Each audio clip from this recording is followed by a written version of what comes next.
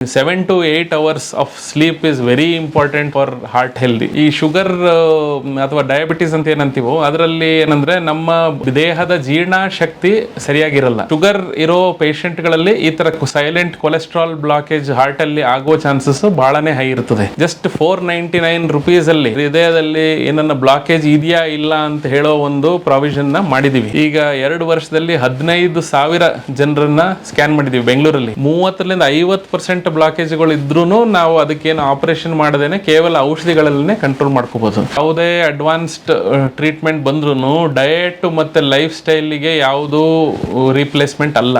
ವೈದ್ಯೋ ನಾರಾಯಣೋ ಹರಿ ವೈದ್ಯೋ ನಾರಾಯಣೋ. Sir ನಮಸ್ಕಾರ. Sir ನಮಸ್ತೆ, ಹೇಗಿದ್ದೀರಿ ಡಾಕ್ಟ್ರೆ? ಚೆನ್ನಾಗಿದ್ದೀನಿ. ಧನ್ಯವಾದ. ನೋಡಿ, ಆರೋಗ್ಯ ಎಷ್ಟು ಮುಖ್ಯ. ಇವಾಗ ನಮ್ಮ ಹಿರಿಯರು ಹೇಳ್ತಿದ್ರು ಆರೋಗ್ಯವೇ ಭಾಗ್ಯ, ಹೆಲ್ತ್ ಇಸ್ ವೆಲ್ತ್ ಅಂತ. ಇವಾಗಲಂತೂ ಈ ಒತ್ತಡದ ಬದುಕಿನ ಓಟ ಜಾಸ್ತಿ ಆಗ್ತಾ ಇದೆ. ಸೊ ಎಲ್ರಿಗೂ ಕಾಯಿಲೆಗಳು ಬೇರೆ ಬೇರೆ ಊಹಿಸೋಕೆ ಆಗದೆ ಇರೋ ಹೊಸ ಕಾಯಿಲೆಗಳೆಲ್ಲ ಬರ್ತಾ ಇದ್ದಾವೆ. ಅದರಲ್ಲಂತೂ ಹೃದಯ ಸಂಬಂಧಿ ಕಾಯಿಲೆ ಅಂದರೆ ಕಾರ್ಡಿಯೋ ರಿಲೇಟೆಡ್ ಇಶ್ಯೂಸ್ ಅಂತೂ ಮೊದಲಿಂದ ಇದೆ. ಕಾರ್ಡಿಯೋ ಬರೋದಾಗಿರುತ್ತೆ, ತಾವು ಅದರ ಎಕ್ಸ್ಪರ್ಟ್ಸ್ ತಾವು. ಈ ಮಧುಮೇಹ ಅಂದರೆ ಅಥವಾ ಈ ಡಯಾಬಿಟೀಸ್ ಅಂತ ಏನು ಕರೀತಾರೆ, ಅದಕ್ಕೂ ಮತ್ತು ಹೃದಯದ ಆರೋಗ್ಯಕ್ಕೂ ಇರೋ ಸಂಬಂಧ ಏನು? ಡಯಾಬಿಟೀಸ್ ಅಂತ ಏನಂತೀವಿ, ಮಧುಮೇಹ. ಈ ಡಯಾಬಿಟೀಸ್ಗೆ ಹೃದಯ ಕಾಯಿಲೆಗೆ ಎಷ್ಟು ಹತ್ರದ ನಂಟಿದೆ ಅಂತಂದ್ರೆ, ಶುಗರ್ ಇರೋ ಪ್ರತಿಯೊಂದು ಪೇಷಂಟ್ಗೆ ನಾವು ಡಯಾಬಿಟಿಸ್ ಇದ್ದದಕ್ಕೆ ಹಾರ್ಟ್ ಡಿಸೀಸ್ ಈಕ್ವಲೆಂಟ್ ಅಂತಂತೀವಿ. ಅಂದ್ರೆ ಶುಗರ್ ಇದೆ ಅಂದ್ರೆ ಅವರಿಗೆ ಹಾರ್ಟ್ ಪ್ರಾಬ್ಲಮ್ ಬರೋ ಚಾನ್ಸಸ್ ಬಹಳನೇ ಹೈ ಇದೆ ಅಂತಂದಿದ್ದಕ್ಕೆ ಆಲ್ಮೋಸ್ಟ್ ಅವ್ರಿಗೆ ಹಾರ್ಟ್ ಪೇಷಂಟ್ ಆಗಬಹುದು ಅನ್ನೋ ರೀತಿಯಲ್ಲಿ ನಾವು ಅವ್ರನ್ನ ಟ್ರೀಟ್ಮೆಂಟ್ ಕೊಡಬೇಕಾಗ್ತದೆ, ಅಂದ್ರೆ ಪ್ರಿವೆನ್ಷನ್ ಇದರಲ್ಲಿ. ಸೊ ಅದೇ ಮೇನ್ ಏನ್ ಕಾರಣ ಅಂತಂದ್ರೆ, ಈ ಶುಗರ್ ಅಥವಾ ಡಯಾಬಿಟಿಸ್ ಅಂತ ಏನಂತೀವೋ ಅದರಲ್ಲಿ ಏನಂದ್ರೆ ನಮ್ಮ ದೇಹದ ಜೀರ್ಣ ಶಕ್ತಿ ಸರಿಯಾಗಿರಲ್ಲ. ಅಂದ್ರೆ ನಾವು ಏನು ಊಟ ಮಾಡ್ತೀವೋ, ಏನು ನುಂಗ್ತೀವೋ ಅದರಲ್ಲಿ ಫ್ಯಾಟ್ಸ್, ಕೊಲೆಸ್ಟ್ರಾಲ್ ಅಂತ ಏನಿರ್ತದೆ ಅದ್ರದ್ದು ದೇಹದ ಜೀರ್ಣ ಶಕ್ತಿ, ಆ ಕೊಲೆಸ್ಟ್ರಾಲ್ನ ಜೀರ್ಣಗೊಳಿಸೋದು ನಮ್ಗೆ ಏನು ಶಕ್ತಿ ಇರ್ತದೋ ಡಯಾಬಿಟಿಸ್ ಪೇಷಂಟ್ಸ್ ಅಲ್ಲಿ ಕಮ್ಮಿ ಇರ್ತದೆ. ಸೊ ಡಯಾಬಿಟಿಸ್ ಅಂದ್ರೆ ಅದು ಬರೀ ಸಕ್ಕರೆ ಕಾಯಿಲೆ ಅಲ್ಲ, ಸಕ್ಕರೆ ಸಂಬಂಧದ ಕಾಯಿಲೆ ಅಂತಲ್ಲ, ನಮ್ಮ ಜೀರ್ಣ ಶಕ್ತಿದು ಕಾಯಿಲೆ ಅದು. ಸೊ ಅದರಿಂದ ಏನಾಗ್ತದೆ, ಮೈಯಲ್ಲಿ ಕೊಲೆಸ್ಟ್ರಾಲ್ ಎಲ್ಲ ಕಲೆಕ್ಟ್ ಆಗ್ತದೆ ರಕ್ತದಲ್ಲಿ. ಬ್ಲಡ್ ಸರ್ಕ್ಯುಲೇಷನ್ ಅಲ್ಲಿ ಕೊಲೆಸ್ಟ್ರಾಲ್ ಜಾಸ್ತಿ ಆದಾಗ ಅದು ಲಿವರ್ ಅಲ್ಲಿ ಹೋಗಿ ಕಟ್ಕೊಂಡ್ರೆ ಅದು ಫ್ಯಾಟಿ ಲಿವರ್ ಅಂತಂದು ನೀವು ಕೇಳಿರ್ಬೋದು. ಬಹಳಷ್ಟು ಜನ ಇತ್ತೀಚೆಗೆ ಆಲ್ಮೋಸ್ಟ್ ಈ ಅಲ್ಟ್ರಾಸೌಂಡ್ ಹೊಟ್ಟೆ ಸ್ಕ್ಯಾನ್ ಮಾಡಿಸಿದ್ರೆ ಒಂದು 100-50-60 ಜನರಿಗೆ ಫ್ಯಾಟಿ ಲಿವರ್ ಅಂತ ಬಂದೇ ಬರ್ತದೆ. ಫ್ಯಾಟಿ ಲಿವರ್ ಗ್ರೇಡ್ 1 ಅಂತ ಬಹಳಷ್ಟು ಕಾಮನ್ ಜನ ಬರ್ತಾರೆ ಅದ್ರ ಜೊತೆಗೆ. ಸೊ ಈಗ ಮೈಯಲ್ಲಿ ಕೊಲೆಸ್ಟ್ರಾಲ್ ಜಾಸ್ತಿ ಆದಾಗ ಏನಾಗ್ತದೆ, ಅದು ಹೋಗಿ ಲಿವರ್ ಅಲ್ಲಿ ಕಟ್ಕೊಂಡ್ರೆ ಫ್ಯಾಟಿ ಲಿವರ್. ನೆಕ್ಸ್ಟ್ ಅದು ಹಾರ್ಟ್, ಹೃದಯದ ರಕ್ತನಾಳಗಳಲ್ಲಿ ಏನನ್ನ ಹೋಗಿ ಕೊಲೆಸ್ಟ್ರಾಲ್ ಹೋಗಿ ಪೈಪ್ ಅಲ್ಲಿ ಅಂಟ್ಕೊಂಡ್ಬಿಟ್ರೆ ಅದು ಕೊಲೆಸ್ಟ್ರಾಲ್ ಬ್ಲಾಕೇಜ್ ಗಳಂತ ಆಗ್ತದೆ.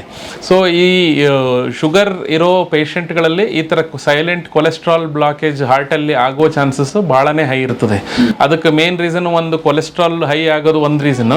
ಇನ್ನೊಂದು ಏನಂದ್ರೆ, ಈ ಶುಗರ್ ಇರೋ ಪೇಷಂಟ್ಗಳಲ್ಲಿ ಅಂಥವರಲ್ಲಿ ಈಗ ರೆಗ್ಯುಲರ್ ಚೆಕಪ್ ಮಾಡಿದಾಗ ಕೊಲೆಸ್ಟ್ರಾಲ್ ಸ್ವಲ್ಪ ಮೈಲ್ಡ್, ಒಂದು 100 ನಾರ್ಮಲ್ ಇದ್ರೆ 110 ಕೊಲೆಸ್ಟ್ರಾಲ್ ಇದ್ರೂ, ಕೊಲೆಸ್ಟ್ರಾಲ್ನ ಅಂಶ ಕಮ್ಮಿ ಇದ್ರೂ ಈ ಕೊಲೆಸ್ಟ್ರಾಲ್ ಬ್ಲಾಕೇಜ್ ಆಗೋ ರಿಸ್ಕ್ ಜಾಸ್ತಿ ಇರ್ತದೆ ಶುಗರ್ ಪೇಷಂಟ್ಗಳಲ್ಲಿ.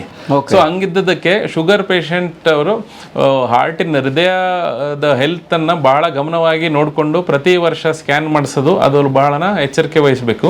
ಇನ್ನೊಂದು ಏನಂದ್ರೆ, ಈ ಅಂತ ಶುಗರ್ ಇರೋ ಪೇಷಂಟ್ ಪ್ರತಿ 2-3 ವರ್ಷಕ್ಕೆ ಒಂದ್ಸತಿ ಈ AI powered CT heart scan ಅಂತ ಅಂತೀವಿ. ಅದರಲ್ಲಿ ಏನಂದ್ರೆ, ಈ ಶುಗರ್ ಇದ್ದದಕ್ಕೆ ಹೃದಯ ರಕ್ತನಾಳಗಳಲ್ಲಿ ಏನನ್ನ ಸೈಲೆಂಟ್ ಕೊಲೆಸ್ಟ್ರಾಲ್ ಬ್ಲಾಕೇಜ್ಗಳು ಆಗಿದ್ರೆ ಆ ಸ್ಕ್ಯಾನ್ ಅಲ್ಲಿ ನಮಗೆ ವೆರಿ ಅರ್ಲಿ ಸ್ಟೇಜ್ ಅಲ್ಲೇ ಗೊತ್ತಾಗ್ಬಿಡ್ತದೆ. ಈ ಸಾಧಾರಣ ಆಗಿ ಇಂಥ ಪೇಷಂಟ್ಸ್ಗೆ ನಾವು ECG, ಎಕೋ, ಟ್ರೆಡ್ಮಿಲ್ ಅಂತ ರೆಗ್ಯುಲರ್ ಆಗಿ ಮಾಡಿಸ್ತಿದ್ವಿ ಹಿಂದಿನ ಕಾಲದಲ್ಲಿ.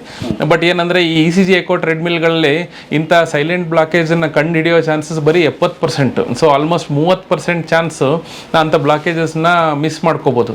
ಬಟ್ ಅದೇ ಈ CT ಹಾರ್ಟ್ ಸ್ಕ್ಯಾನ್ ಮಾಡಿದ್ರೆ ಆಲ್ಮೋಸ್ಟ್ 95% ಗ್ಯಾರಂಟಿವರೆಗೂ ನಮಗೆ ಈ ತರ ಸೈಲೆಂಟ್ ಬ್ಲಾಕೇಜ್ಗಳನ್ನ ವೆರಿ ಅರ್ಲಿ ಸ್ಟೇಜ್ ಅಲ್ಲಿ ಕಂಡಿಡಿದ್ರೆ ಇಮಿಡಿಯೇಟ್ ಆಗಿ ಅದ್ರದ್ದು ಕೊಲೆಸ್ಟ್ರಾಲ್ ಟ್ಯಾಬ್ಲೆಟ್ಸ್ ಅದೆಲ್ಲ ಕೊಟ್ಟು ಕಂಟ್ರೋಲ್ ಮಾಡಿದ್ರೆ ಮುಂದೆ ಇವರಿಗೆ ಯಾವುದು ಹೃದಯ ಸಂಬಂಧ ಯಾವುದು ಕಾಯಿಲೆಗಳು ಬರಲಾರ್ದಂಗೆ ನಾವು ನೋಡ್ಕೋಬಹುದು. ಅಂದರೆ ಈಗ ನೋಡಿ, ಟ್ರೆಡಿಷನಲ್ ಮೆಥಡ್ಸಲ್ಲಿ 70%ವರೆಗೂ ಡಿಟೆಕ್ಟ್ ಆಗ್ತಿತ್ತು, 30% ಹಾಗೆ ಮಿಸ್ ಆಗೋ ಚಾನ್ಸ್ ಇತ್ತು. ಕರೆಕ್ಟ್. ಲೈಕ್ ಫಾರ್ ಎಕ್ಸಾಂಪಲ್ ಈ ರೆಗ್ಯುಲರ್ ಟ್ರೆಡ್ಮಿಲ್ ಟೆಸ್ಟ್ ಅಂತ ಬಹಳಷ್ಟು ಜನ ಪ್ರತಿ ವರ್ಷ ಸಿನ್ಸಿಯರ್ ಆಗಿ ಟ್ರೆಡ್ಮಿಲ್ ಟೆಸ್ಟ್ ಮಾಡ್ತಾರೆ. ಹೃದಯಕ್ಕೆ ಸಂಬಂಧಕ್ಕೆ ಈ ಮೆಷಿನ್ ಮೇಲೆ ಓಡೋದು, ಏನು ಜಿಮ್ ಅಲ್ಲಿ ಟ್ರೆಡ್ಮಿಲ್ ಮೇಲೆ ಓಡ್ತೀವೋ ECG ವೈರ್ ಅನ್ನೆಲ್ಲ ಕಟ್ಟಿ ಟ್ರೆಡ್ಮಿಲ್ ಟೆಸ್ಟ್ ಅಂತ ಮಾಡ್ತಾರೆ. ಆ ಟೆಸ್ಟು ಈ ಬ್ಲಾಕೇಜ್ಗಳನ್ನು ಕಂಡುಹಿಡಿಯೋದಕ್ಕೆ ಅಂತಾನೆ ಶುರು ಮಾಡಿದ್ದು. ಬಟ್ ಅದರಲ್ಲಿ ಏನಂದ್ರೆ, ಆ ಹೃದಯ ರಕ್ತನಾಳದ ಬ್ಲಾಕೇಜ್ 70-80% ಜಾಸ್ತಿ ಆಗೋವರೆಗೂ ಆ ಟ್ರೆಡ್ಮಿಲ್ ಅಲ್ಲಿ ನಮಗೆ ಕಾಣಿಸಲ್ಲ, ಡಿಟೆಕ್ಟ್ ಆಗಲ್ಲ. ಡಿಟೆಕ್ಟ್ ಆಗಲ್ಲ. ಅದ್ರ ಸಿವಿಯಾರಿಟಿ 70-80% ಬರೋವರೆಗೂ ಅಂದ್ರೆ ಒಂದು 30-40% ಬ್ಲಾಕ್ ಇದ್ರೂ ಟ್ರೆಡ್ಮಿಲ್ ಅಲ್ಲಿ ನಮಗೆ ಗೊತ್ತಾಗಲ್ಲ, ನಾರ್ಮಲ್ಲೇ ಬರುತ್ತೆ. ಅಂತ ಜನ ಏನೋ ಪ್ರತಿ ವರ್ಷ ಸಿನ್ಸಿಯರ್ ಆಗಿ ಟ್ರೆಡ್ಮಿಲ್ ಟೆಸ್ಟು ಎಕೋ ಎಲ್ಲ ಜನರಲ್ ಚೆಕಪ್ ಎಲ್ಲ ಮಾಡಿಸಿ ನಂದು ಹೃದಯ ಕಂಡೀಷನ್ ಎಲ್ಲ ಚೆನ್ನಾಗಿದೆ ಅಂತಂದು ಆರಾಮಾಗಿ ಹೋಗಿ ನಾರ್ಮಲ್ ಲೈಫ್ ಸ್ಟೈಲ್ ಲೀಡ್ ಮಾಡ್ತಿರ್ತಾರೆ. ಅಂತ ಎಷ್ಟೋ ಜನ ನಾವು ನೋಡ್ತಿರ್ತೀವಿ, ಸಡನ್ ಆಗಿ ಎದೆ ನೋವು ಹಾರ್ಟ್ ಅಟ್ಯಾಕ್ ಆಗಿ ಬಂದಾಗ ಡಾಕ್ಟ್ರೇ ನಾನು ಪ್ರತಿ ವರ್ಷ ಸಿನ್ಸಿಯರ್ ಆಗಿ ಟೆಸ್ಟ್ ಮಾಡಿಸ್ತಿದ್ದೆ ಅಂದ್ರೂ ಯಾಕೆ ಹಾರ್ಟ್ ಅಟ್ಯಾಕ್ ಆಯ್ತು ಅನ್ನೋದು ಒಂದು ಸಾಧಾರಣ ರೆಗ್ಯುಲರ್ ಪ್ರಶ್ನೆ ಅದು. ಅಂತ ಎಲ್ಲಾ ಪ್ರಶ್ನೆಗಳಿಗೆ ಈ CT ಹಾರ್ಟ್ ಸ್ಕ್ಯಾನೇ ನಮಗೆ ಉತ್ತರ ಇರೋದು. ಈ CT ಹಾರ್ಟ್ ಸ್ಕ್ಯಾನ್ ಬಂದ್ಮೇಲೆ ಒಂಥರ ಹೃದಯ ಕಾಯಿಲೆ ಪ್ರಿವೆನ್ಷನ್ ಅಲ್ಲಿ ಒಂಥರ ಒಂದು ಕ್ರಾಂತಿಯನ್ನೇ ತಂದಿದೆ. ಸೊ ಫಾರ್ ಎಕ್ಸಾಂಪಲ್ ಒಂದು 40 ವಯಸ್ಸಿಂದ ಪ್ರತಿ 2 ವರ್ಷ 3 ವರ್ಷ ನೀವು CT ಹಾರ್ಟ್ ಸ್ಕ್ಯಾನ್ ಮಾಡಿಸಿದ್ರೆ ನಾವು ಆಲ್ಮೋಸ್ಟ್ ನಿಮಗೆ ಹಾರ್ಟ್ ಅಟ್ಯಾಕ್ ಆಗ್ಲಾರ್ದಂಗೆ ನೋಡ್ಕೊಳ್ಳೋ ಒಂದು ಇದು ಮಾಡ್ಕೋಬಹುದು. CT ಹಾರ್ಟ್ ಸ್ಕ್ಯಾನ್ ಅಲ್ಲಿ CT ಹಾರ್ಟ್ ಇದು ಹೊಸ ತಂತ್ರಜ್ಞಾನನ? ಹೌದು. ಈಗ CT ಸ್ಕ್ಯಾನ್ ಅಲ್ಲಿನೇ ಇತ್ತೀಚೆಗೆ ಬಹಳ ಅಡ್ವಾನ್ಸ್ಡ್ CT ಸ್ಕ್ಯಾನ್ಸ್ ಬರ್ತಿದೆ. ಅದರಲ್ಲಿ ಇದು 384 slice Siemens dual source machine ಅಂತ ಹೇಳ್ತೀವಿ. ಅದರಲ್ಲಿ ಏನಂದ್ರೆ it is a very high resolution machine. ಇಂಥದ್ರಲ್ಲಿ ಏನಂದ್ರೆ ಈ ಸಾಧಾರಣವಾಗಿ ಬ್ಲಾಕೇಜ್ ಇದೆಯಾ ಇಲ್ಲ ನೋಡ್ಬೇಕಂತಂದ್ರೆ ಆಂಜಿಯೋಗ್ರಾಮು ಅಂತದೆಲ್ಲ ಆಪರೇಷನ್ಗಳು, ದೊಡ್ಡ ದೊಡ್ಡ ಟೆಸ್ಟ್ಗಳು, ಬಹಳ ದುಬಾರಿ ಟೆಸ್ಟ್ಗಳು ಇರ್ತವೆ ಟ್ರೆಡಿಷನಲ್ ಮೆಥಡ್ಸ್ ಅಲ್ಲಿ. ಹೃದಯ ರಕ್ತನಾಳಗಳಲ್ಲಿ ಬ್ಲಾಕೇಜ್ ಇದೆಯಾ ಇಲ್ಲ ನೋಡೋದಕ್ಕೆ ಈ ಆಂಜಿಯೋಗ್ರಾಮ್ ಅನ್ನೋ ಟೆಸ್ಟ್ ಇರ್ತದೆ. ಒಂದು ದುಬಾರಿ ಟೆಸ್ಟ್, ಇನ್ನೊಂದು ಸ್ವಲ್ಪ ರಿಸ್ಕ್ ಇನ್ವೇಸಿವ್ ಆಂಜಿಯೋಗ್ರಾಮ್ ಮಾಡಿದ್ರೆ ಅಡ್ಮಿಟ್ ಮಾಡಿ ಆಪರೇಷನ್ ತರ ಮಾಡೋ ಆಂಜಿಯೋಗ್ರಾಮ್ಗಳು ಇರ್ತದೆ, ಇಲ್ಲದ್ರೆ CT ಆಂಜಿಯೋಗ್ರಾಮ್ ಅಂತ ಇರ್ತದೆ. ಅಂಥದ್ರಲ್ಲಿ ಏನಂತಂದ್ರೆ ಸ್ವಲ್ಪ ರೇಡಿಯೇಷನ್ ರಿಸ್ಕ್, ಔಷಧಿ ಕೊಡಬೇಕು, ಇಂಜೆಕ್ಷನ್ ಕೊಡಬೇಕು, ಆ ಥರ ಎಲ್ಲ ಇರ್ತದೆ. ಮಗರ್ ಈ CT ಹಾರ್ಟ್ ಸ್ಕ್ಯಾನ್ ಅಲ್ಲಿ ಏನಂದ್ರೆ ಯಾವುದೇ ಇಂಜೆಕ್ಷನ್ ಕೊಡೋಂಥದ್ದಿಲ್ಲ, ಯಾವುದೇ ಔಷಧಿ ಕೊಡೋಂಥದ್ದಿಲ್ಲ, ಏನಿಲ್ಲ. ಸುಮ್ಮನೆ ನಾವೇನು ಎಕ್ಸ್ರೇ ತರ ಹೆಂಗ್ ಮಾಡ್ತೀವೋ ಜಸ್ಟ್ ನಾವು ಹೋಗಿ ಅದು CT ಮೆಷಿನ್ ಮೇಲೆ ಮಲ್ಕೊಂಡು ಉಸಿರು ಹಿಡ್ಕೊಂಡ್ರೆ ಒಂದೇ ಸೆಕೆಂಡ್ ಅಲ್ಲಿ ಒಂದು ಫೋಟೋ ತರ ಹೊಡಿತದೆ. ಇಮ್ಮಿಡಿಯೇಟ್ಲಿ ನಮಗೆ ರಿಪೋರ್ಟು ಮೆಷಿನಲ್ಲೇ ಬಂದ್ಬಿಡ್ತದೆ. ಬ್ಲಾಕೇಜ್ ಇದೆಯಾ ಇಲ್ಲ ಅನ್ನೋದು ಅಲ್ಲೇ ಗೊತ್ತಾಗ್ಬಿಡ್ತದೆ. ವಾವ್, ವಿತ್ ಅಕ್ಯುರಸಿ, 95% ಅಕ್ಯುರಸಿದಲ್ಲಿ ಗೊತ್ತಾಗ್ಬಿಡ್ತದೆ. ಜಸ್ಟ್ 1 ಸೆಕೆಂಡ್, ಸೇಮ್ 1 ಸೆಕೆಂಡ್ ಸುಮ್ಮನೆ ನಾವು ಉಸಿರು ಹಿಡ್ಕೋಬೇಕು, ಉಸಿರು ಹಿಡ್ಕೊಳ್ಳೋದು, ಉಸಿರು ಬಿಡೋದು, ಒಂದು 30 ಸೆಕೆಂಡ್ಸ್ ಇದರಲ್ಲಿ. ಆಮೇಲೆ ಇದರಲ್ಲಿ ಮೇನ್ ಸ್ಪೆಷಾಲಿಟಿ ಏನಂದ್ರೆ ಆರ್ಟಿಫಿಷಿಯಲ್ ಇಂಟೆಲಿಜೆನ್ಸ್ ಬೇಸ್ಡ್ ಸಾಫ್ಟ್ವೇರ್ ಇದೆ ಈ ಮಷೀನ್ ಅಲ್ಲಿ. ಸೊ ಅದರಲ್ಲಿ ಏನಂದ್ರೆ ನಾವು ಮುಂಚೆ ತರ ರೇಡಿಯಾಲಜಿಸ್ಟ್ ಕರೆದು ಅವ್ರ ಒಪಿನಿಯನ್ ತಗೊಂಡು ಬ್ಲಾಕೇಜ್ ಇದೆಯಾ ಇಲ್ಲ ನೋಡೋದು ಅದನ್ನು ಬೇಕಾಗಲ್ಲ. ಇಮಿಡಿಯೇಟ್ ಆಗಿ ಮೆಷಿನೇ ಆ ಬ್ಲಾಕೇಜ್ ಗಳನ್ನ ಕಂಡಿಡಿದು ನಮಗೆ ಒಂದು ರಿಪೋರ್ಟೇ ಕೊಟ್ಬಿಡುತ್ತೆ, ಬ್ಲಾಕೇಜ್ ಇದೆಯಾ ಇಲ್ಲ ಅಂತ ಅನ್ನೋದು ಅಲ್ಲಿ ಆನ್ ದ ಸ್ಪಾಟ್ ಗೊತ್ತಾಗ್ಬಿಡ್ತದೆ. ಸೊ ಮೊದಲೇನಾಗ್ತಿತ್ತು, ಒಂದು ಟೆಸ್ಟ್ ಮಾಡಿ ಅದನ್ನ ರೇಡಿಯಾಲಜಿಸ್ಟ್ ಕೊಟ್ಟವ್ರಿಗೆ ಅವ್ರದನ್ನ ಪರೀಕ್ಷೆ ಮಾಡಿ ಅವ್ರ ಎಕ್ಸ್ಪರ್ಟೈಸ್ ಕೊಡ್ತಿದ್ರು ಒಪಿನಿಯನ್. ಕರೆಕ್ಟ್. ಅದಕ್ಕೆ ಅದರಲ್ಲಿ ಕಾಸ್ಟ್ ಜಾಸ್ತಿ ಇರ್ತಿತ್ತು. ಇನ್ನೊಂದು ಏನಂದ್ರೆ ಅಂತಹ ಆಂಜಿಯೋಗ್ರಾಮ್ಗಳಲ್ಲಿ ನಾವು ಔಷಧಿ ಕೊಡೋದು, ಇಂಜೆಕ್ಷನ್ ಕೊಡೋದು ಅದೆಲ್ಲ ಕೊಟ್ಟು ಇಷ್ಟೊತ್ತು ಟೈಮ್ ವೆಯ್ಟ್ ಮಾಡಿ ಸ್ಕ್ಯಾನ್ ಮಾಡೋದು ಅಂತದೆಲ್ಲ ಇತ್ತು. ಸೊ ಈಗ ಅಂತ ಯಾವ ಇದು ಬೇಕಾಗಲ್ಲ. ನಾವು ಜಸ್ಟ್ ಒಂದು ಎಕ್ಸ್ರೇ ತರ ಒಂದು ಸಿಂಪಲ್ ಟೆಸ್ಟ್ ಅಲ್ಲಿನೇ ಹಾರ್ಟ್ ಬ್ಲಾಕೇಜ್ ಅನ್ನ ಕಂಡುಹಿಡಬಹುದು. Very nice. ಮತ್ತೆ ಇದೇನು ಕಾಸ್ಟ್ ಎಫೆಕ್ಟಿವ್, ಅದು ತುಂಬಾ ದುಬಾರಿ ಆಗುತ್ತಾ? ನಾವು ನಮ್ಮ ಯುನೈಟೆಡ್ ಆಸ್ಪತ್ರೆಯಲ್ಲಿ ಏನ್ ಮಾಡಿದೀವಿ, ಜನರ ಅವೇರ್ನೆಸ್, ಜನರಲ್ಲಿ ಇದ್ರ ಬಗ್ಗೆ ತಿಳುವಳಿಕೆ ಮೂಡ್ ಬರ್ಲಿ ಅಂತ ಹೇಳಿ ಈ ಒಂದು ಸ್ಕ್ಯಾನ್ ನ ನಾವು ತೀರನೇ ಕಮ್ಮಿ ದರದಲ್ಲಿ ಮಾಡಿ ಕೇವಲ 499 ರೂಪಾಯಿ, ಜಸ್ಟ್ 499 ರುಪೀಸ್ ಅಲ್ಲಿ ನಮಗೆ ನೀವು ಹೃದಯದಲ್ಲಿ ಏನನ್ನ ಬ್ಲಾಕೇಜ್ ಇದೆಯಾ ಇಲ್ಲ ಅಂತ ಹೇಳೋ ಒಂದು ಪ್ರಾವಿಷನ್ ನ ಮಾಡಿದೀವಿ. ಇದ್ರ ಹಿಂದೆ ಮೇನ್ ನಮ್ಮ ಏನು ಮೋಟಿವ್ ಅಂತಂದ್ರೆ ಜನರಿಗೆ ತಿಳುವಳಿಕೆ ಬರಲಿ ಅಂತ. ಈಗ ಬ್ಲಾಕೇಜ್ ಇದೆಯಾ ಇಲ್ಲ ಅದು ಮುಂಚೆ ಹೆಂಗೆ ಇದು ಮಾಡೋದು, ಟ್ಯಾಕಲ್ ಮಾಡೋದು ಅದು ಎರಡನೇ ಮಾತು. ಬಟ್ ಅಟ್ಲೀಸ್ಟ್ ಜನರಲ್ಲಿ ಅವೇರ್ನೆಸ್ ಬರಲಿ. ಈ ಥರ ಯಾರಿಗಾದ್ರೂ ಈ ಥರ ಕೊಲೆಸ್ಟ್ರಾಲ್ ಬ್ಲಾಕೇಜ್ ಇದೆ ಅಂದ ತಕ್ಷಣ ನಾವು diet, life style, cholesterol control ಅದೆಲ್ಲ ಅಡ್ವೈಸ್ ಮಾಡಿಬಿಟ್ಟು ಮುಂದೆ ಇವರಿಗೆ ಇಡೀ ಲೈಫೇ ಹಾರ್ಟ್ ಅಟ್ಯಾಕ್ ಬರಲಾರ್ದಂಗೆ ನೋಡ್ಕೊಳ್ಳೋ ಒಂದು ಇದು ಪ್ರೋಗ್ರಾಮ್ನ ನಾವು ಇಲ್ಲಿ ಮಾಡ್ತಾ ಇದೀವಿ. ಒಂದು ರಕ್ತನಾಳ ಬ್ಲಾಕೇಜ್ ಅದು ಏನಾಗುತ್ತೆ ಡಾಕ್ಟ್ರೆ? ಸೊ ಇದರಲ್ಲಿ ಏನಂದ್ರೆ ಈ ಸಕ್ಕರೆ ಕಾಯಿಲೆ ಅಥವಾ ಡಯಾಬಿಟಿಸ್ ಇರೋ ಪೇಷಂಟ್ಸ್ಗಳಲ್ಲಿ ಈ ನಮ್ಮ ಹೃದಯಕ್ಕೆನೆ ನರಗಳು ಇರ್ತವೆ. ಅಂದ್ರೆ ಹೃದಯಕ್ಕೆ ಏನಾದರೂ ಬ್ಲಾಕೇಜ್ ಆಗಿ ಹೃದಯಕ್ಕೆ ನೋವು ಆದ್ರೆ ಆ ನೋವು ನಮ್ಮ ಬ್ರೈನಿಗೆ ತಿಳಿಬೇಕಂದ್ರೆ ನರಗಳು ಸಿಗ್ನಲ್ ನ ಟ್ರಾನ್ಸ್ಮಿಟ್ ಮಾಡ್ತವೆ. ಅಂದ್ರೆ ಸಮಸ್ಯೆ ಇದೆ ಈ ತರ ಹೃದಯಕ್ಕೆ ನಾನು ಬ್ಲಡ್ ಸಪ್ಲೈ ಕಮ್ಮಿ ಆಗಿದೆ, ಹೃದಯಕ್ಕೆ ನೋವು ಆಗ್ತಾ ಇದೆ ಅಂತ ಅನ್ನೋದಕ್ಕೆ ಒಂದು ನರ್ವ್ ಸಪ್ಲೈ ಇರ್ತದೆ. ಶುಗರ್ ಇದ್ದವರಲ್ಲಿ ನರ್ವ್ ವೀಕ್ನೆಸ್ ಆಗ್ತದೆ. ಸೊ ನರ್ವ್ ವೀಕ್ನೆಸ್ ಆಗಿದ್ದಕ್ಕೆ ಏನಂದ್ರೆ ಹೃದಯಕ್ಕೆ ಆಕ್ಚುಲಿ ನೋವು ಆಗ್ತಾ ಇದ್ರೂ ನಮಗ್ ಗೊತ್ತಾಗಲ್ಲ. ಅದಕ್ಕೆ ನಾವು ಸೈಲೆಂಟ್ MI ಅಥವಾ ಸೈಲೆಂಟ್ ಇಶ್ಕೀಮಿಯಾ ಅಂತ ಹೇಳ್ತೀವಿ. ಸೊ ಅದು ಒಂದು ಬಹಳ ಡೇಂಜರಸ್ ಇದು. ಯಾಕಂದ್ರೆ ಎಷ್ಟೋ ಜನ ಶುಗರ್ ಇದ್ದವರು ಟೆಸ್ಟಿಂಗ್ ಬಂದಾಗ ಇಲ್ಲ ಡಾಕ್ಟರ್ ನಾ ಆರಾಮಾಗಿದ್ದೀನಿ, 2 ಕಿಲೋಮೀಟರ್ 3 ಕಿಲೋಮೀಟರ್ ನಡೀತೀನಿ, ನನಗೆ ಏನೂ ಸಿಂಪ್ಟಮ್ಸ್ ಇಲ್ಲ, ನಾ ಯಾಕೆ ಸುಮ್ಮನೆ ವರ್ಷ ಟೆಸ್ಟ್ ಮಾಡಿಸ್ಬೇಕಂತ ಹೇಳ್ತಾರೆ. ಅಂಥವ್ರಿಗೆ ಇದೇ ಆನ್ಸರ್. ಅಂದ್ರೆ ಹಾರ್ಟ್ ಅಲ್ಲಿ ಬ್ಲಾಕೇಜ್ ಇದ್ರೂ, ಹಾರ್ಟಿಗೆ ನೋವು ಆಗ್ತಾ ಇದ್ರೂ ಈ ಶುಗರ್ ಪೇಷಂಟ್ಸ್ ಇರೋರಿಗೆ ಅದು ಫೀಲ್ ಆಗಲ್ಲ. ಸೊ ಅದಕ್ಕೇನೆ ಈ ಥರ ಟೆಸ್ಟಿಂಗ್ ಮಾಡಿಸೋದು ಬಹಳನೇ ಇಂಪಾರ್ಟೆಂಟ್. ಬ್ಲಾಕೇಜ್ ಇಗ್ನೋರ್ ಮಾಡಿಬಿಟ್ರೆ ಏನಾಗ್ಬಿಡುತ್ತೆ? ಬ್ಲಾಕೇಜ್ನ ನಾವು ಇಗ್ನೋರ್ ಮಾಡಿದ್ರೆ ಬ್ಲಾಕೇಜ್ ಜಾಸ್ತಿ ಆಗಿ ಅದರಿಂದ ಬ್ಲಡ್ ಸಪ್ಲೈ ಕಮ್ಮಿ ಆಗಿ ಈಗ ಹಾರ್ಟಿನ ಒಂದು ಮಸಲ್ ತರ, ಹಾರ್ಟ್ ಇಸ್ ಅ ಪಂಪ್. ಈ ಹಾರ್ಟಿನ ಪಂಪಿಗೆ ಬ್ಲಡ್ ಸಪ್ಲೈ ಕಮ್ಮಿ ಆದಾಗ ಏನಾಗ್ತದೆ, ಅದಿಷ್ಟು ಹಾರ್ಟ್ ಮಸಲ್ ಬ್ಲಡ್ ಸಪ್ಲೈ ಕೊರತೆಯಿಂದ ಕೊಳ್ತೋಗ್ಬಿಡ್ತದೆ.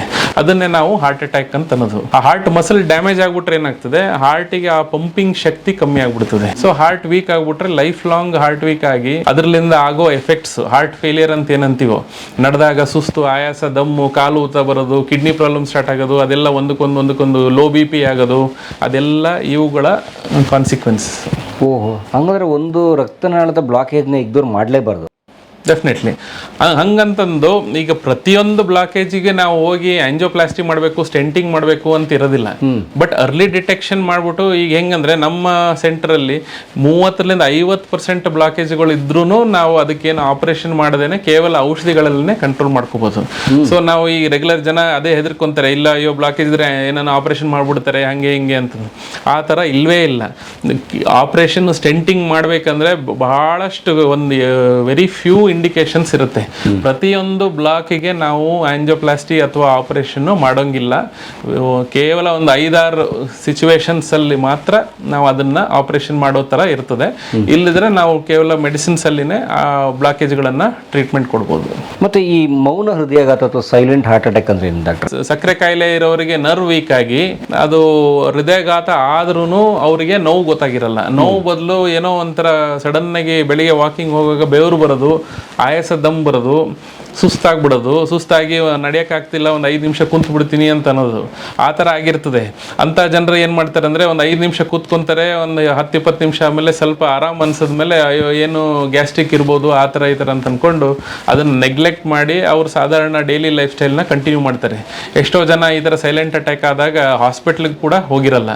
ಬಟ್ ಅದರಿಂದ ಎಫೆಕ್ಟ್ ಏನಾಗಿರುತ್ತೆ ಅಂದರೆ, ಹಾರ್ಟ್ ಅಟ್ಯಾಕ್ ಆಗಿಬಿಟ್ಟು ಹಾರ್ಟ್ ಮಸಲ್ ಡ್ಯಾಮೇಜ್ ಆಗಿ ಹಾರ್ಟ್ ಪಂಪಿಂಗು ಪರ್ಮನೆಂಟ್ ಆಗಿ ವೀಕ್ ಆಗಿಬಿಡ್ತದೆ. ಸೊ ಇಂತಹ ಸಿಂಪ್ಟಮ್ಸ್ನ ನಾವು ಎಂದೂ ಇಗ್ನೋರ್ ಮಾಡಬಾರ್ದು. ಹಾಗಾದ್ರೆ ಒಂದು ಹೃದಯದ ಆರೋಗ್ಯವನ್ನ ಕಾಪಾಡಿಕೊಳ್ಳುವ ಒಂದು ಸರಳ ವಿಧಾನ ಏನು ಸರ್? ಡಯಟ್, ಯಾವುದೇ ತಂತ್ರಜ್ಞಾನ, ಯಾವುದೇ ಅಡ್ವಾನ್ಸ್ಡ್ ಟ್ರೀಟ್ಮೆಂಟ್ ಬಂದ್ರೂ ಡಯಟ್ ಮತ್ತೆ ಲೈಫ್ ಸ್ಟೈಲಿಗೆ ಯಾವುದೂ ರಿಪ್ಲೇಸ್ಮೆಂಟ್ ಅಲ್ಲ. ಸೊ ನಾವು ಏನೇ ಇದ್ರೂ, ಆಮೇಲೆ you are never too young to start heart healthy lifestyle ಅಂತ ಹೇಳ್ತೀವಿ. ಅಂದರೆ ನಾವು 20 ವಯಸ್ಸು 30 ವಯಸ್ಸಿದ್ದಾಗ ನನಗೆ ಏನೂ ಹಾರ್ಟಿನ ಕಾಯಿಲೆ ಬರಲ್ಲ, ನಾನು ಎಲ್ಲ ಲೈಫ್ನ ಎಂಜಾಯ್ ಮಾಡ್ತೀನಿ, ಒಂದು 50 ವಯಸ್ಸು ಆದಮೇಲೆ ಬೇಕು ನಾನು ಗಮನ ಕೊಟ್ಟು ನೋಡ್ಕೊತೀನಿ ಅನ್ನೋ ಕಾಲ ಇಲ್ಲೇ ಇಲ್ಲ. ಇತ್ತೀಚೆಗೆ ನಾವು ನೋಡೋ ಥರ ಏನಂದರೆ 20-30 ವಯಸ್ಸಿದ್ದವ್ರಿಗೂ ಹೃದಯ ಕಾಯಿಲೆ ಆಗೋದು, ಸಡನ್ ಹಾರ್ಟ್ ಅಟ್ಯಾಕ್ ಆಗೋ ಚಾನ್ಸಸ್ ನೋಡಿದ್ದೀವಿ. ಸೊ ಅದಕ್ಕೆ ಹೇಳೋದು, you are never too young to start heart healthy living. ಅಂದರೆ ಈ ಹಾರ್ಟ್ ಹೆಲ್ದಿ ಲೈಫ್ ಸ್ಟೈಲ್ನ ನಾವು ಯಾವ ಇದು ಅಂತಂದರೆ 10ನೇ ತರಗತಿಲಿಂದನೇ ಅದ್ರ ಬಗ್ಗೆ ನಾವು ನಾಲೆಜನ್ನು ಸ್ಪ್ರೆಡ್ ಮಾಡಿದ್ರೆ ಆ ವಯಸ್ಸಿಂದನೇ ಮಕ್ಕಳು ಈ ಹಾರ್ಟ್ ಹೆಲ್ದಿ ಲೈಫ್ ಸ್ಟೈಲ್ನ ಮೇಂಟೈನ್ ಮಾಡಬೇಕು. ಅದು ಡಯಟ್ ಆಗಲಿ, ಆ್ಯಸ್ ಸಿಂಪಲ್ ಆ್ಯಸ್ ಇವನ್ ಸ್ಲೀಪ್.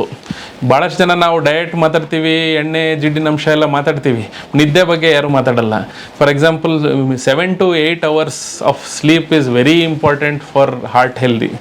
ಅದಕ್ಕೆ ನಾವು ನಿದ್ದೆ, ಊಟ, ಈವನ್ ಎಷ್ಟೋ ಜನರಲ್ಲಿ ಈ ಮೋಷನ್ ಪಾಸ್ ಮಾಡೋದಕ್ಕೂ ಹೃದಯ ಕಾಯಿಲೆಗೂ ಇದಿರುತ್ತೆ. ಸೊ ನಮ್ಮ ಬಾಡಿ ಡೈಜೆಷನ್ ಚೆನ್ನಾಗಿರಬೇಕು, ಕೊಲೆಸ್ಟ್ರಾಲ್ ಇದು ಮೇಂಟೈನ್ ಆಗಬೇಕು ಅಂದರೆ ಈ ಎಲ್ಲ ಬಾಡಿ ಫಂಕ್ಷನ್ಗಳು ಕರೆಕ್ಟಾಗಿ ಮೇಂಟೈನ್ ಆಗಬೇಕು. ಆವಾಗಲೇ ನಮ್ಮ ಕೊಲೆಸ್ಟ್ರಾಲು, ನಮ್ಮ ಬಾಡಿ ಮೆಟಬಾಲಿಸಮ್, ನಮ್ಮ ಹೃದಯ ಹೆಲ್ತ್ ಮೇಂಟೈನ್ ಆಗೋದು. Very nice. ಸೊ ಈಗ ಟ್ರೆಂಡ್ ಹೇಗಿದೆ? ಜಾಸ್ತಿ ಆಗ್ತಿದ್ದಾವ ಈ ಸಮಸ್ಯೆಗಳು, ಅಥವಾ ಜನರಿಗೆ ಏನಾರು ಅವೇರ್ನೆಸ್ ಬಂದು ಕಡಿಮೆ ಆಗ್ತಿದ್ದಾವ ಹೃದಯಕ್ಕೆ ಸಂಬಂಧಪಟ್ಟ ಸಮಸ್ಯೆಗಳು? ಇಲ್ಲ, ಹೃದಯ ಸಂಬಂಧ ಕಾಯಿಲೆ ಡೆಫಿನೆಟ್ ಆಗಿ ಜಾಸ್ತಿ ಆಗ್ತಿದೆ. ಯಾವ ಮಟ್ಟಿಗೆ ಅಂತಂದರೆ, ಮುಂಚೆ ನಾವು India is the diabetic capital of the world ಅಂತ ಹೇಳ್ತಿದ್ವಿ. 2010 ಹಂಗೆ ಬಂದಾಗ diabetic capital of the world ಅಂತ ಏನು ಅಂತಿದ್ವು, ಈಗ India has become the heart disease capital of the world. So ಇಡೀ ಜಗತ್ತು ಬೇರೆ ಯಾವ country, western country, America, European countries compare ಮಾಡಿದ್ರೆ ನಮ್ಮ ಜನರಲ್ಲಿ ಆಲ್ಮೋಸ್ಟ್ 10 ವರ್ಷ ಮುಂಚೆನೇ ಹಾರ್ಟ್ ಅಟ್ಯಾಕ್, ಅಂದರೆ ಈಗ normal average age of heart attacks ನಾವು ಕಂಪೇರ್ ಮಾಡಿದ್ರೆ ವೆಸ್ಟರ್ನ್ ಕಂಟ್ರೀಸಿಗೆ, ಇಂಡಿಯಾದಲ್ಲಿ ಹಾರ್ಟ್ ಅಟ್ಯಾಕ್ ಆಗೋ ಜನರದ ವಯಸ್ಸು ನೋಡಿದ್ರೆ 10 ವರ್ಷ ಯಂಗರ್ ಏಜಲ್ಲಿನೇ ನಮ್ಮ ಜನರಲ್ಲಿ ಹಾರ್ಟ್ ಅಟ್ಯಾಕ್ ಆಗೋ ರಿಸ್ಕ್ ಜಾಸ್ತಿ ಆಗ್ತದೆ. ಸೊ ಅದನ್ನು ನಾವು ಪ್ರಿವೆಂಟ್ ಮಾಡಬೇಕಂತಂದರೆ ಈ ಥರ ಪ್ರಿವೆನ್ಷನ್ ಇಸ್ ದ ಕೀ. ಈಗ ಹಾರ್ಟ್ ಅಟ್ಯಾಕ್ ಆದಮೇಲೆ ನಾವು ಟ್ರೀಟ್ಮೆಂಟ್ ಕೊಟ್ಟು ಆಪ್ರೇಷನ್ನು ಆಂಜಿಯೋಪ್ಲಾಸ್ಟಿ ಅದೆಲ್ಲ ಮಾಡಿ ಕಳಿಸ್ಕೊಡೋದು ಅದು ಬೇರೆ, ಬಟ್ ಅದನ್ನು ಪ್ರಿವೆಂಟ್ ಮಾಡೋ ಕಮ್ಯುನಿಟಿ ಲೆವೆಲಲ್ಲಿ ಪ್ರಿವೆಂಟ್ ಮಾಡೋದು ಇನ್ನೂ ಮುಖ್ಯ. ಸೊ ಆ್ಯಸ್ ಅ ಡಾಕ್ಟರ್ ನಮ್ಮ ಜವಾಬ್ದಾರಿನೂ ಅದೇ ಇರ್ತದೆ. ಟ್ರೀಟ್ಮೆಂಟ್ಗಿಂತ ಮೊದಲು ಪ್ರಿವೆನ್ಷನ್ ಅನ್ನೋದನ್ನು ನಾವು ಅವೇರ್ನೆಸ್ ಮಾಡೋದಕ್ಕೆ ಅದೇ ಒಂದು ಮೋಟಿವ್ ಇಟ್ಕೊಂಡೆ ನಾವು ಈ CT ಹಾರ್ಟ್ ಸ್ಕ್ಯಾನ್ ಕ್ಯಾಂಪೇನನ್ನು ಸ್ಟಾರ್ಟ್ ಮಾಡಿ ಈಗ 2 ವರ್ಷದಲ್ಲಿ 15,000 ಜನರನ್ನು ಸ್ಕ್ಯಾನ್ ಮಾಡಿದ್ದೀವಿ ಬೆಂಗಳೂರಲ್ಲಿ. ಈ ನಾವೊಂದು ಹೇಳ್ಬೇಕಂದ್ರೆ ಇಡೀ ಜಗತ್ತಿನಲ್ಲಿ ಇದು ಒಂದು ರೆಕಾರ್ಡ್. ಯಾವುದೇ ಒಂದು ಸೆಂಟ್ರಲ್ಲಿ 15,000 ಜನದ CT ಹಾರ್ಟ್ ಸ್ಕ್ಯಾನ್ ಮಾಡಿರೋದು ಇಡೀ ಜಗತ್ತಲ್ಲಿ ಯಾವ ಸೆಂಟ್ರಲ್ಲೂ ಆಗಿಲ್ಲ. ಆ ಒಂದು ಇದನ್ನು ನಾವು ನಮ್ಮ ದೇಶದ ಒಂದು ಪ್ರೀಮಿಯಂ ಕಾರ್ಡಿಯೋಲಜಿ ಜರ್ನಲಲ್ಲಿ ಪಬ್ಲಿಷ್ ಮಾಡ್ತಾ ಇದ್ವಿ. ಮುಂದಿನ ತಿಂಗಳ ಅಥವಾ ಇನ್ನೂ 1-2 ತಿಂಗಳ ಒಳಗೆ ಈ ಒಂದು ಕಾರ್ಡಿಯಾಲಜಿ ಜರ್ನಲ್ ಏನಿರುತ್ತೆ ಅದರಲ್ಲಿ ಪಬ್ಲಿಷ್ ಆಗ್ತಾಯಿದೆ ನಮ್ಮ ಸೆಂಟರ್. ಸೊ ಅದು ಒಂದು ಈ ಅವೇರ್ನೆಸ್ ಸ್ಪ್ರೆಡ್ ಮಾಡೋದ್ರಲ್ಲಿ ಐ ಥಿಂಕ್ ನಾವು ಒಂದು ಬಿಗ್ಗೆಸ್ಟ್ ಅಚೀವ್ಮೆಂಟ್ ಅಂತ ಅನ್ಕೊತೀವಿ. Very nice, very nice. ಆಗಲಿ ಸರ್, ಭಾಳ ಧನ್ಯವಾದ ತಮ್ಮ ಅಮೂಲ್ಯವಾದ ಮಾಹಿತಿಗೆ ಸರ್. ನಮಸ್ಕಾರ.